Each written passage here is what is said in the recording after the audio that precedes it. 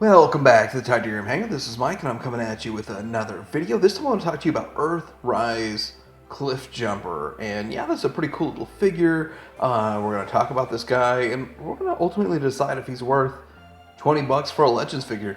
Coming up.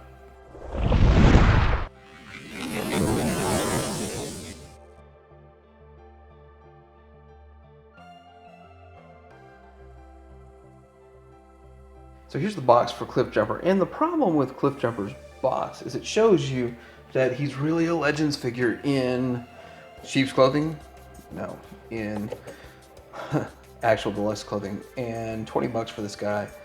Well, we'll get into if it's worth it, but there's the back, there's the side, yep, there's CLIFFJUMPER. That big cannon is worth the extra $10, just so you know. So looking at him, they decided to go the route where obviously they're making it look more like the car and not like the cartoon. And that's kind of how Masterpiece went. So we're talking about convergence of Masterpiece and Mainline, and we're seeing that right here. And there's a lot of cool things and gimmicks they went with it. I mean, a lot of people are trying to say these extra accessories are making up the extra $10. But the whole idea behind this guy and the pricing of it is that they're all going to scale properly to match the Sunbow chart, and some are going to be less of a value and some are going to be more of a value, just depending on how big they are versus their size class. And in the end, they average out to making sense. Now that's the theory, but let's get into looking at this. The car mode, it does look good. I got a couple of, there's like some line there. I didn't quite get it tabbed in all the way.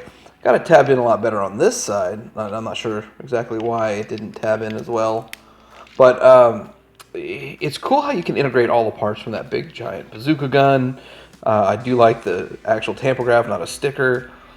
Not a whole lot of paint aside from the windows, but it does look good. And you know, this red is beautiful. It looks nice. So these pieces don't want to stick in very well, but anyway, you take all of this off and then you can make the big gun. So let's go ahead and do that. So let's work on this big bazooka cannon. So folding this piece in half, that's going to be the rear of the big bazooka cannon. And then we're going to see out of these two guys, plugging them together, and then you plug this in, and then we're going to put these in on either side. There's that, and there's that. I guess it could go either way. And you've got his big bazooka cannon, and you can also plug this in like this, and then coincidentally flip it around, plug it in like this, and you can put the big bazooka cannon on the top here, if that's something that you want to do. He is a bit smaller than these classics figures, these classic cars, because of course he's more like a Deluxe scale. So there it is. It shows Deluxe, Legends, Deluxe. And he will fit in Prime's trailer as the only EARTHRISE vehicle that fits in Prime's trailer so far. Here he is next to his wheeljack. No, G1 wheeljack. And G1 CLIFFJUMPER, and definitely much improved from the G1 CLIFFJUMPER, but I like the penny racer style. I guess this is the one that's like the keychain. So getting this guy transformed up, it's a lot more fun to have him transformed up, get the gun out of the way. And first thing you're going to do is disconnect this back piece. It's sort of held in by these fists down here. Pull them out. One doesn't want to let go of it. So with that, then you're left with it looking like this. So yes, it is a parts former, and I don't care. And some people are bothered by that. I'm not. We're going to kind of disconnect these pieces here. I'm going to separate this just a tad bit, and then we're going to just disconnect all these tabs so that we can disconnect this door a bit. All of it sort of tabs in. And then we can open it up, fold it back, and we're gonna do the legs, because that's what I like doing the most. So split the feet, move the legs all the way down. Like so. And then each foot we're gonna do like so. You're going to move it down. Let's get that a good angle on camera.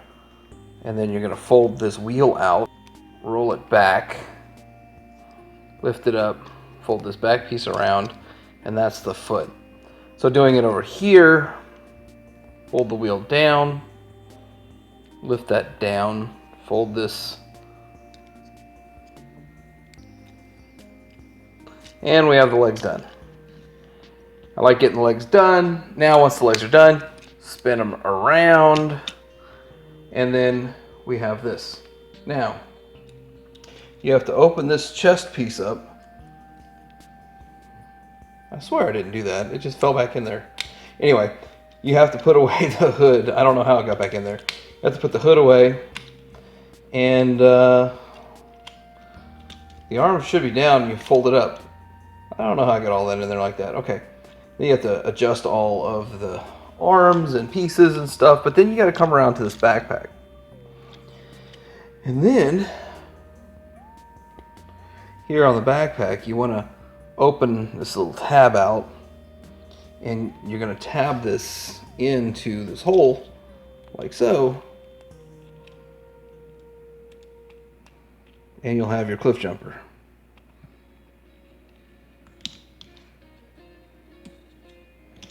There he is.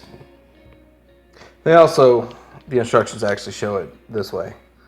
I don't know. I think you can put it either way and it looks fine. The instructions show it this way, so I guess I'll show it that way. It looks fine either way, depending on how you look at your cliff jumper. So let's look at a quick articulation, head side to side, a little, seems like it's got a little bit of up and a little bit of down, but not a lot. And then arm all the way out. The shoulder does everything you expect. You have some bicep swivel. You got a 90 on the elbow, and just the hand moves around, and we'll hold the gun. Actually, you can break the gun up into 2 guns or multiple parts, but yeah, it'll hold the gun. He does have some waist swivel with the transformation, 90 at right there, 90 at the knee, ankle pivot, and not really ankle tilt, but anyway, yeah, that's what he's got. I think he looks pretty good for a $20 figure. Would have liked an Autobot symbol right here somehow. I mean, I just feel like it needed it, but maybe I'm wrong. Looking to the back, that's how he looks. Of course, you could leave this off of him entirely. You can leave that entirely off of him, and it's okay. It's fine if that's what you want. And it looks a little, I don't know. It looks empty without it. And with it, it looks a bit too big. It's kind of that classic conundrum you're going to have with this character. But they probably could have done without it if they would have just gone with the different alt mode in the Penny Racer. So here are my third-party Masterpiece options. And this one is X Transboss Toro, and then that one is the Ace Toys. Which, by the way, the Ace Toys isn't horrible. Like, people act like it's a piece of junk. It's not horrible. It has die cast, and you could tell it's Cliff Jumper. It's not the end of the world. But these all do things a little bit different. And yes, I'm comparing a $20 figure to a $60 figure, and then this guy I got him for like, I think it's 30 or 40 bucks when I paid for him. So one of the things you're going to notice here is he doesn't have that classic ridge on his chest that you see right here, and you see it right here. That ridge on the chest that you expect from a Cliff Jumper. So that's one disappointment in the figure. So, I mean, really that's my main disappointment, but it's not too big of a deal, I guess. I mean, I guess you can get used to it. Also, when you look at all of them, the positioning of this, it's like this is upside down. The chest is upside down. And that's just the way they did the transformation. So, yeah, you can see a lot from these figures, from the comparison. Here he is next to both of the Masterpiece Bumblebees, and yeah, I think it looks alright. I mean, he wouldn't really fit on your Masterpiece shelf. That's kind of one of the things that people discuss. He wouldn't really fit on the Masterpiece shelf. I agree with that. He's a little too short, but then again, if you just want to toss him up there, I guess you could. Here he is next to G1. G1 still has some charm. Way bigger and way more, I don't know if you'd call it bang for your buck with this guy, but hey, that's alright. And here he is chilling with some of his homies. Here's where the value proposition comes into play. 50, 30, 20, 20. So is it worth 20? I mean, even with this big bazooka in the mix, I don't know yet. So this is EARTHRISE CLIFFJUMPER, and my final belief in is he worth 20 bucks. And if we only get a few Legends figures, then yes. If CLIFFJUMPER and just 2 or 3 more, if they go down the route where they make every Legends figure they've already made again, and then they charge you 20 bucks for each one of them, they're not going to be worth it, in my opinion. If it's only 1 or 2 peppered in, and you're taking a hit for this guy, but you get a much better value on, say, what's coming up Hoist, then it's worth it. But if they're going to make 10 $20 Legends figures, not worth it. That's my belief on it. I can live with it. This guy does look cool. He's not 100% G1. The alt mode's not G1. I mean, so someone like me, it's a toss-up. But I'm okay with it. I'm happy with it. I'm not getting rid of it or anything. Like, subscribe. Let me know what you think in the comments. Tell your man around.